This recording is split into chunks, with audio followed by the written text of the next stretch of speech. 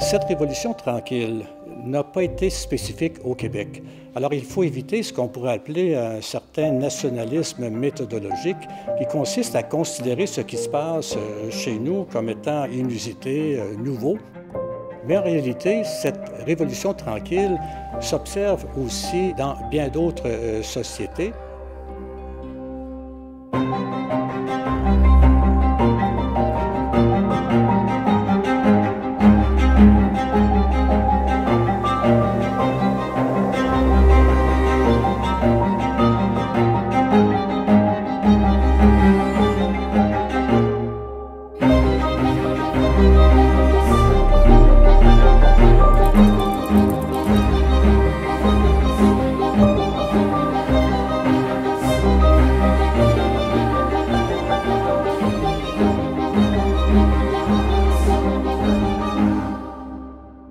Cette révolution tranquille n'a pas été spécifique au Québec.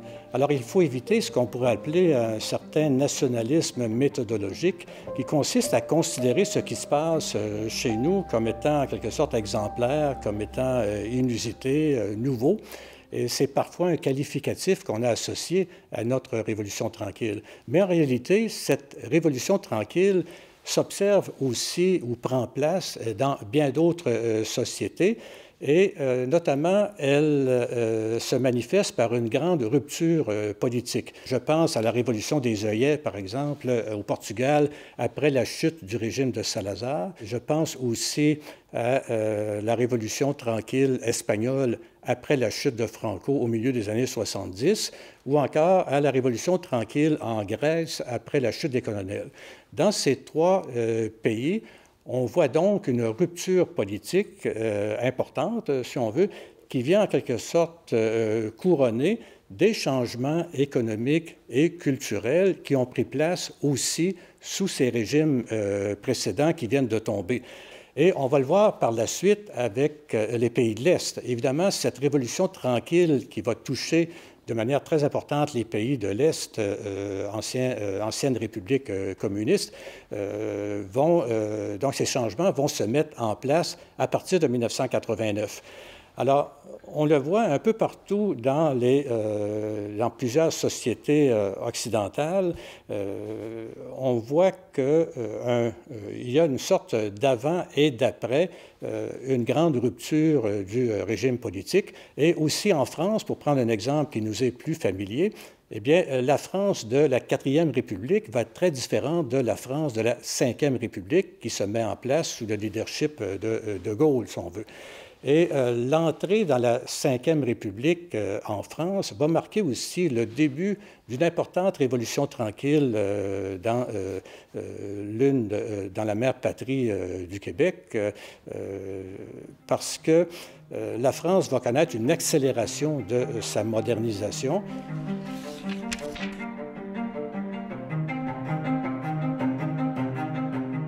Peut-on parler d'une convergence vers un monde semblable à partir de ces diverses révolutions tranquilles que je viens d'évoquer?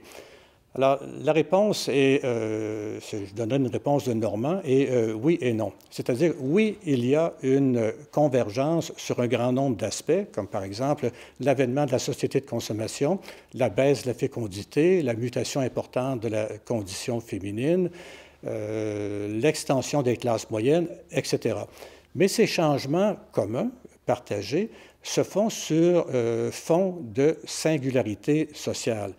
Autrement dit, les diverses sociétés conservent en quelque sorte les traces de leur fondement historique, pour parler comme Tocqueville, et chacune des sociétés va en quelque sorte trouver des manières originales d'aménager les grands changements qui vont prendre place dans ces diverses révolutions tranquilles. Prenons comme exemple l'éducation. Eh bien, au Québec, on va créer un grand nombre de collèges, d'universités, d'institutions d'enseignement de manière très rapide et accélérée durant la Révolution tranquille. Et c'est la même chose qu'on observe en France après mai 68 qui reste dans toutes ces sociétés dont je viens de parler un moment fort important, un moment d'effervescence sociale fort important, en particulier dans le monde de l'éducation. Des centaines d'universités vont apparaître aux États-Unis, vont apparaître en France, en Allemagne, en Italie, etc. Mais les universités, ou cette croissance du nombre d'universités, va se faire aussi en respectant les traditions nationales. Par exemple, les grandes écoles vont rester en place en France. La Ivy League ou la hiérarchie des grandes institutions universitaires aux États-Unis vont rester aussi, de sorte qu'on le voit, les sociétés conservent des traces de leur passé. Partout, on va observer une baisse de la natalité, qui a un impact important sur la condition féminine, mais la condition des femmes va rester aménagée, en quelque sorte, là, du point de vue politique du moins, de manière fort différente dans les diverses sociétés. Par exemple, le système de garderie d'enfants va poser un grand problème en Allemagne parce que le système scolaire amène les jeunes enfants à l'école seulement le matin. Donc, comment concilier, en quelque sorte, travail des femmes avec garde des enfants? Les jeunes couples vont se marier plus tardivement en Italie qu'ailleurs. Pourquoi? Parce qu'il y a une grande pénurie de logements. Alors, vous le voyez, on pourrait multiplier les exemples. Alors, on le voit, des changements qui sont semblables dans plusieurs sociétés vont faire face aussi à des contraintes singulières, de sorte que oui, on peut parler d'une convergence, mais d'une convergence sur fond de singularité nationale.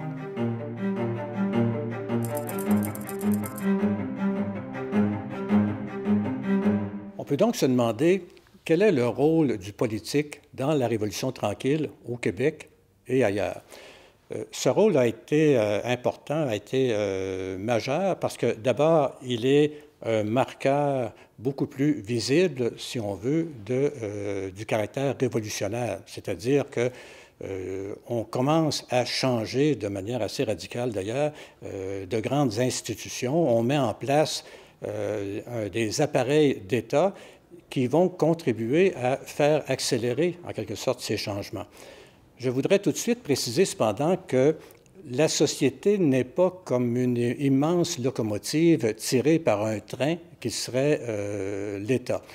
Au contraire, l'État, je pense, met en place un certain nombre de mesures, de lois, d'institutions, etc., qui viennent en quelque sorte s'ajuster ou reconnaître ou s'arrimer aux changements qui sont en cours.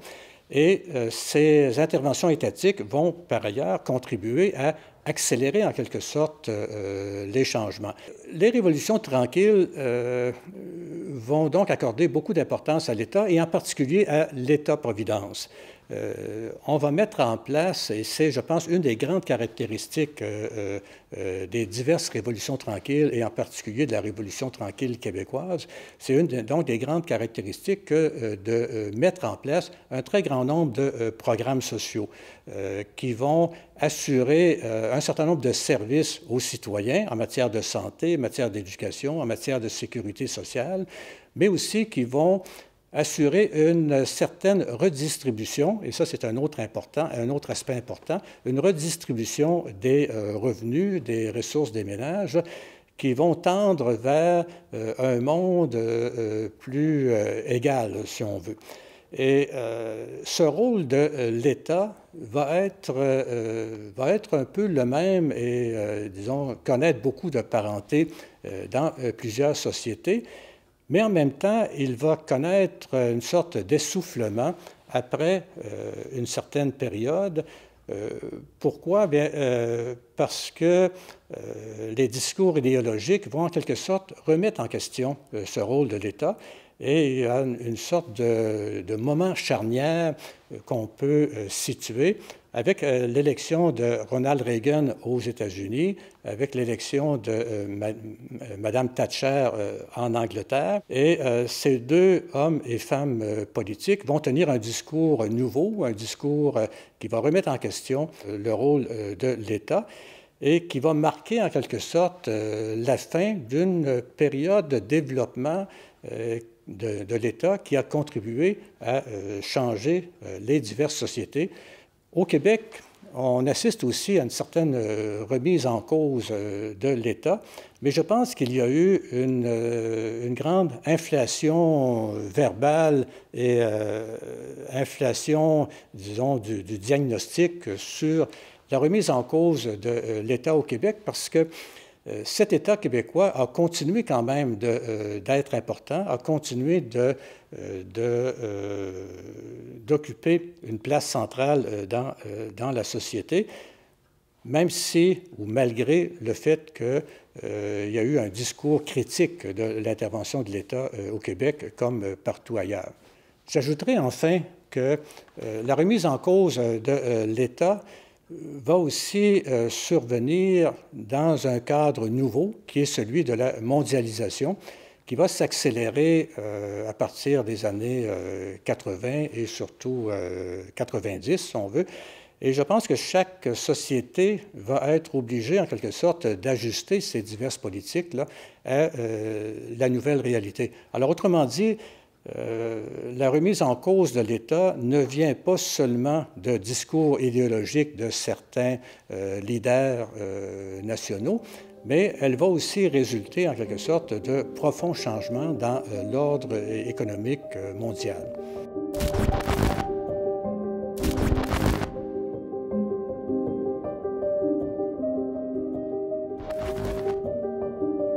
Peut-on dire qu'il y a eu une face sombre de la Révolution tranquille?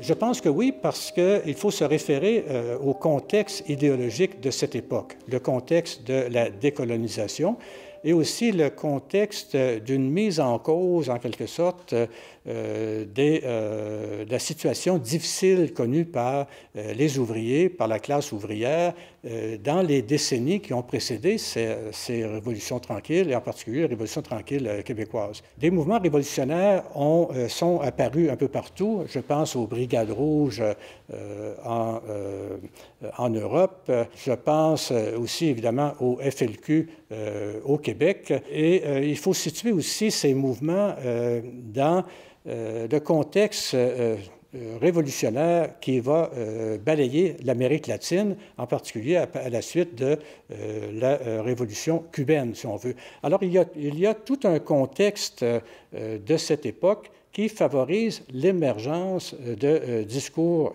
révolutionnaires. Et au Québec, eh bien, on va connaître aussi un épisode difficile dans notre histoire, qui est celui des attentats du Front de libération du Québec. Il faut, avec le recul, on sait maintenant que ce Front de libération était formé en quelque sorte de quelques groupes relativement restreints de jeunes idéalistes qui rêvaient de changements radicaux au Québec et surtout qui ont essayé de mixer, de mettre ensemble, en quelque sorte, une révolution sociale et une révolution nationale. Cette histoire est bien connue, mais je voudrais insister aussi sur la montée de discours revendicateurs et d'idéologies qui ont flirté en quelque sorte avec ce langage révolutionnaire. Quand je pense par exemple à plusieurs manifestes syndicaux, bon, l'État, rouage de notre exploitation, par exemple, pour reprendre le titre de l'un de ces manifestes, eh bien, on voit tout de suite qu'il y a une grande inflation verbale dans ce titre, parce qu'au moment même où est publié le manifeste, eh bien, l'État québécois est le moteur d'un changement fort important dans les institutions, dans l'économie, dans la culture. Et l'État n'est pas du tout, au contraire, le rouage de l'exploitation, si on veut. Pendant que les choses s'amélioraient, pendant que le système d'éducation se développait, pendant que les revenus des ménages augmentaient durant les 30 glorieuses jusqu'aux années 75, jusqu'à la crise de 73 en particulier, eh bien, donc, pendant cette période de changement important, pendant cette période où les écoles s'ouvraient, les universités se démocratisaient, l'accès aux universités et aux collèges se démocratisait, eh bien, on va tenir un discours assez radical sur la reproduction des classes sociales par le système d'éducation, alors que précisément le système d'éducation changeait disons, l'univers des classes sociales, alors que cette révolution scolaire changeait en profondeur notre société. Eh bien, tout se passe comme si il y avait en même temps un discours un peu déconnecté de ces changements. Et je pense que cet univers idéologique traduit très bien un paradoxe de Tocqueville. Tocqueville énonce que lorsque les choses s'améliorent, eh bien, on observe une montée des insatisfactions, une montée paradoxale de l'insatisfaction. Pourquoi? Parce que l'amélioration des choses va en quelque sorte susciter des attentes encore plus grandes, va susciter aussi une plus grande sensibilité à ce qui reste à changer, une plus grande sensibilité à ce qui ne va pas bien, et donc va créer en quelque sorte une certaine insatisfaction qui accompagne le progrès.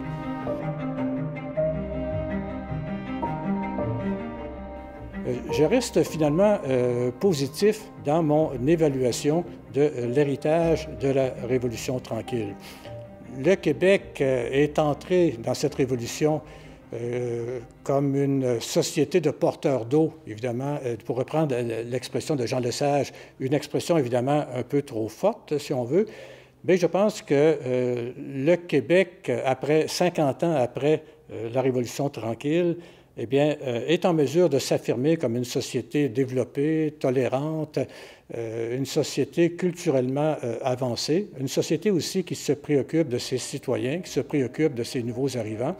Et je pense que, somme toute, le bilan à faire est nettement positif. Et je pense aussi que l'avenir s'annonce lumineux jusqu'à un certain point, malgré les écueils qui sont inévitables, mais nous avons maintenant, je pense, beaucoup d'instruments pour y faire face.